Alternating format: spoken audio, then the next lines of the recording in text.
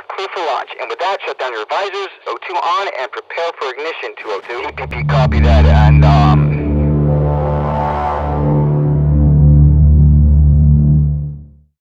It's me again, Mr. Rushoff. In this lesson, we're going to look at the early history of East Asia and how it has impacted the region's culture. Now, we believe that modern humans first arrived in East Asia around 80,000 years ago, but when did civilization actually begin in East Asia?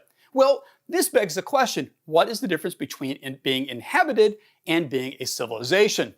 Now, Webster's defines a civilization as a relatively high level of cultural and technological development, whatever that actually means. Now, anthropologists still debate the definition of what a civilization is, but most agree that for a people to be considered a civilization, they have to meet several criteria. Now, chief among these criteria are that the people are developing cities. After all, the word civilization actually comes from the Latin word which means city. In China, the oldest city discovered is Banpo Village, which is about 45 homes. Now, it was believed to have been settled as early as 4500 BC. However, around 3700 BC, Banpo Village was abandoned and is probably due to the flooding of the Yellow River. But the Chinese civilization today stretches back an uninterrupted 4,000 years, and its beginning also is along the Yellow River. Now, to govern this civilization, the Chinese ruled by a series of dynasties. A dynasty is when a family passes down their right to rule its people from one generation to other, like a king or an emperor or a czar. Now, what is impressive is that this stretch of dynasties continued for 4,000 years, ending only in 1912. Now, due to time, we're only going to go over 4 of these dynasties, and we'll also, in our next lesson, go over the Qing and Ming dynasties. So let's start at the beginning. Now, the Shao dynasty is considered the first dynasty of China, beginning around 2100 BC. But many historians argue that the Shao dynasty may have been just a legend, just a myth. So the first true dynasty was the Shang dynasty. This dynasty ruled for about 600 years, and perhaps the reason why the Shang dynasty is more accepted than the Shao dynasty, because it was during the Shao dynasty that the written language was developed. The first Chinese characters have been found etched onto turtle shells and bones during the Shang dynasty. Now, the Chinese is a pictograph language, which means its characters represents an object or an idea. For example, on our last lesson, I showed you the character for Shan, which means mountain. And here is Shang, which actually means middle. And you can see this, it is a box with a line going through, well, the middle. So understanding this, which character do you think means 2? I imagine you figured this out, right? 2. Now, the language does become more complex as not everything can be represented by a picture. Now, through the years, the Chinese would continue to develop their language. They would start combining different characters to make one new character, and they would introduce something called radicals. But as you can imagine, Chinese is a much more complex system of writing than our own alphabet, English. But through cultural diffusion, we said that this Chinese writing system actually went to Korea and Japan because both Korean and Japan uses Chinese characters in their own language, even though their languages are spoken differently. So the Shang dynasty got things rolling and provided China with a written language. But while the Shang would give China its written language, the Qin dynasty would give China its name. The Qin dynasty was the shortest of all major dynasties, lasting for only about 15 years, but there were many different reasons why this dynasty was still important. First, the Qin dynasty came to power after a period of time known as the Warring States period. See, before the Qin dynasty came to power, China was really a network of city-states. Now, for the 200 years during the Warring States period, these city-states were fighting each other. And this is before the state of Qin conquered them all in 221 BC, unifying China for the first time. Now, the leader of China would be known as an emperor than just a king, and the empire would be named after the Qin state. This is what gives us the name China today. Now, the Qin dynasty would also give us the building project that really defines China. The leaders of the previous city-states had built walls to protect themselves. The Qin emperor would use peasant labor to be able to connect all these different walls into one wall, what we call the Great Wall of China today. The wall would be continued to be expanded by later dynasties and would ultimately grow to be over 13,000 miles long. It would also be during the Qin dynasty that the terracotta warriors would be built. An estimated 75,000 workers would be building this mausoleum for the emperor and over 8,000 clay warriors that were to guard the emperor after death in the afterworld. Now, what is interesting is that these terracotta warriors would not be discovered until a farmer in 1974 unearthed one of them nearly 1700 years after they were first built. Now, while the Qin dynasty built a wall, the Han dynasty would build a road. Under the Qin dynasty, China had expanded to most of eastern China. However, the mountains and deserts of western China really isolated China from the rest of the world. This isn't until King Wudi sent a general, Shang, and an army to go find out what is beyond their borders and be able to negotiate with the people they met. Unfortunately for the Shang, nomadic tribes attacked them and killed all of his men except for him and his guide.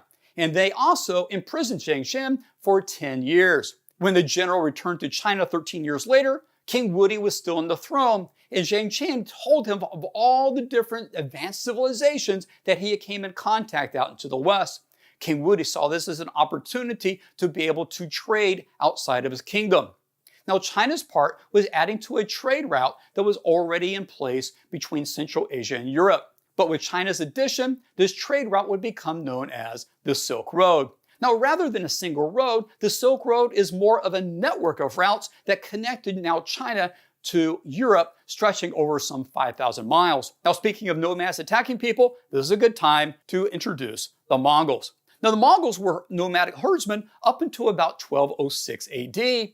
This is when a guy by the name of Temujin began to unite the Mongols into one empire that would later conquer most of Asia. We now know Temujin by a different name, Genghis Khan. Now, beyond Genghis Khan's leadership, the Mongols' biggest advantage was the stirrup, which allowed his warriors to be able to fight on horseback. This proved devastating to their opponents. By 1307, the Mongols had conquered most of eastern and central China. But the stirrup was not the only tool that they used to be able to expand their empire. The Golden Horde, which is what the Mongols were known as, also used cruelty as a weapon. Take, for example, the tax law of Genghis Khan. It reads like this: if you do not pay homage, which means to pay tax, we will take your prosperity or your wealth. If you do not have prosperity, we'll take your children. If you do not have children, we will take your wife, because with your wife, we can make more children. And if you do not have a wife, we will take your head. And people think the IRS has strict rules. So terrifying was the Mongols that villages would surrender before even trying to fight them. And for those cities and states that would simply surrender to the Mongols without fighting, the Mongols, for their part, would pretty much leave them alone, at least until tax time each year when they would come to collect their prosperity. Moving south to the Korean Peninsula, the Koreans largely migrated from China, bringing many aspects of the Chinese culture and language.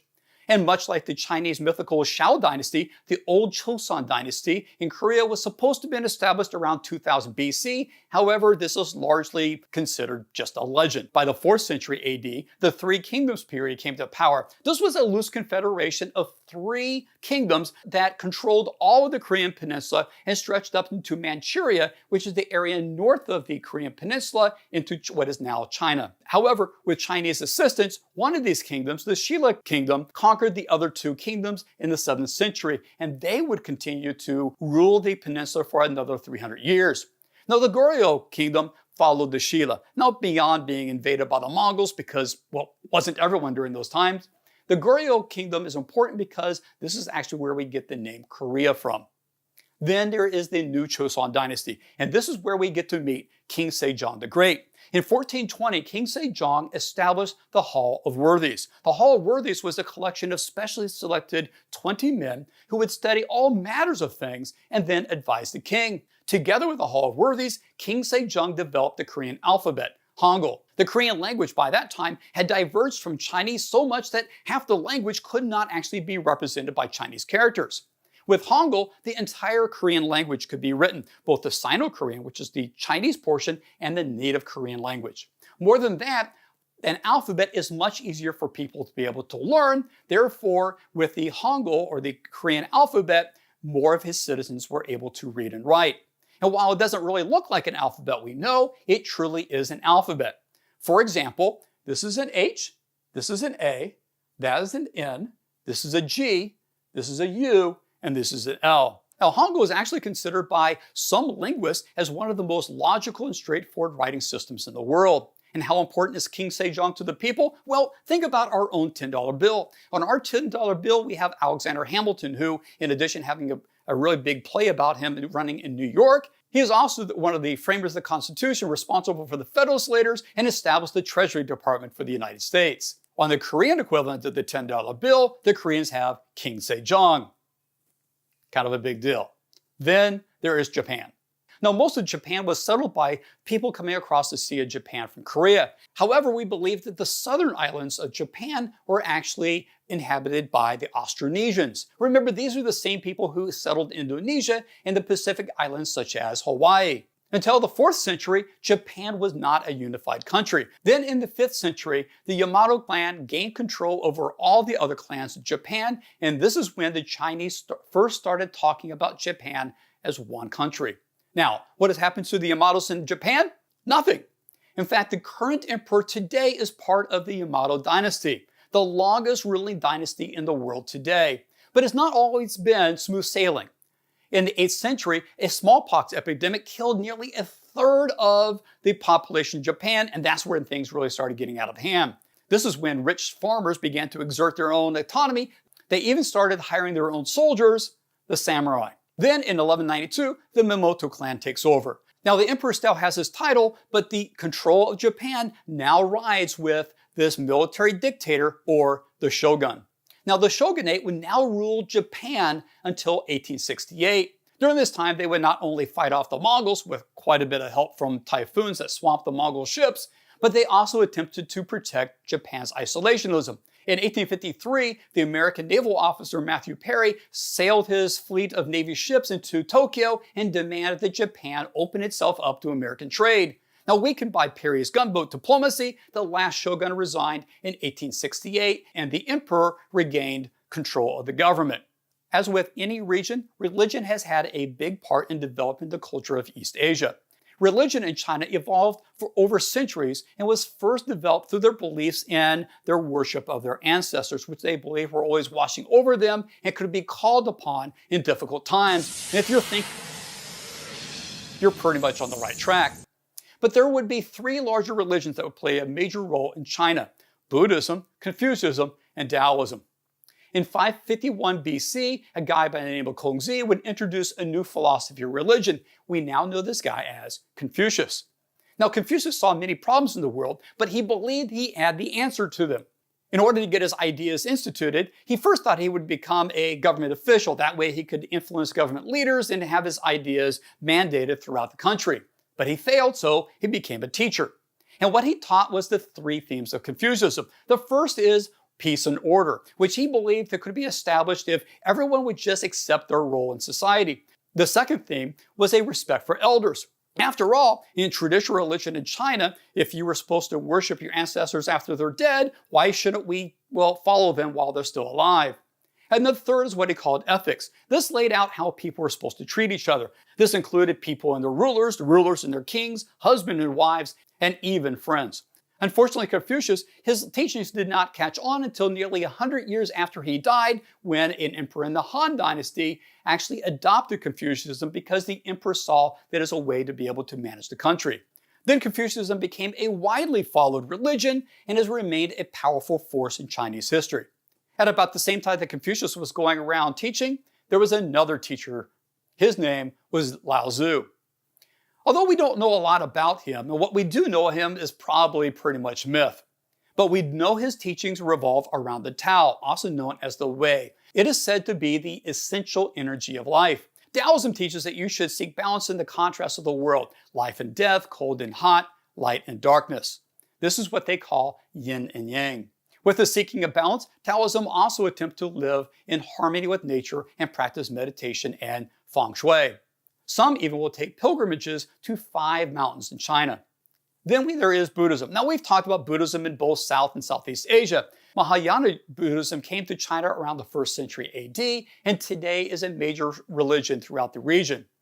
It would spread to China around the 4th century and then to China in the 6th century. Today, 18% of China, 36% of Japan, and 22% of South Koreans are Buddhists. But 28% of South Koreans are Christian. And if you go to Korea and you go to the capital Seoul, at night you will see the red crosses on the top of the steeples all around the city. Koreans associated Christianity with nationalism during the Chinese occupation, and they've also been influenced by the Americans after the Korean War. All right, so now you should have a good idea of the forces that have shaped the culture as East Asia's culture. Next, what we're going to do is we're going to find out why the British love for tea led to us nuking Japan. Until then, keep on learning.